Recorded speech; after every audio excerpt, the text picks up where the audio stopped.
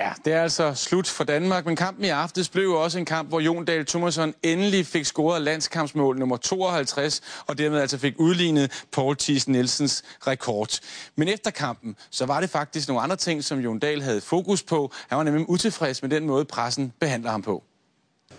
Jeg set udefra kan virke som om, du var lidt uskarp eller alt uskarp. Hvad siger du selv til den? Ja, hvis I snakker om alle de chancer, jeg har haft, så synes jeg afslutter godt på nogle af dem. Der er en, jeg kunne afslutte bedre på, men hvis jeg kender TV2 ret, skal I nok få brygget noget sammen på det her. Det har der været i længere tid. Personlig hits, og sådan er det. Synes du, det er personlig hits? Jeg glæder mig til at komme hjem og holde ferie nu. Personlig hits kalder han det? Ja, personlig hits, det går på nogle helt andre værdier i min verden. Det her, det er en faglig bedømmelse af de ting, som Jon Dahl han leverer på fodboldbanen. Og man må indrømme, når man er i angreb og skal score mål, så er lupen lidt større. Man får også endnu større roser og kan tillade sig lidt mere, når det går godt. Til gengæld falder hammeren ekstra hårdt. Sådan er det i den branche, og sådan er det på den position, han spiller.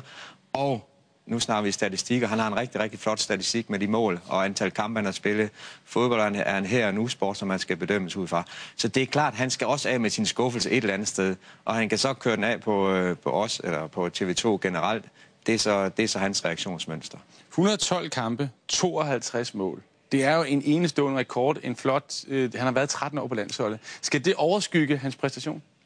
Nej, som jeg siger, det er en her og nu sport, fodbold, og det han har leveret inden for de sidste mange kampe, det har ikke været godt nok. Forkert timing, for dårlig boldbehandling. Til enhver tid vil jeg løfte på hatten for det, han har præsteret. Han har leveret gode varer for Danmark. Nu er det sådan, at når man så lige er den her krise, så finder man et eller andet sted at komme af med sin galle på. Og det er så på pressen, uden at man skal måske en gang imellem kigge ind af. Hans timing er ikke korrekt i de her situationer, og ja. Må jeg spørge, når hans timing ikke er korrekt, er det så et udtryk for skade, manglende form, eller fordi han simpelthen er blevet for gammel? Det er de tre ting, der falder sammen. Så det er en cocktail, som ikke holder på højt niveau. Alle de her ting, når han stopper en gang, Jon Dahl, så får han det her 10-fold igen. Så folk kommer og siger, kan I huske, at Jon Dahl spille? Men det er ikke bare ikke lige nu. Altså nu er billedet sådan her, Danmark røg nu, han er anfører, han skulle føre holdet videre, og det har han så ikke formået.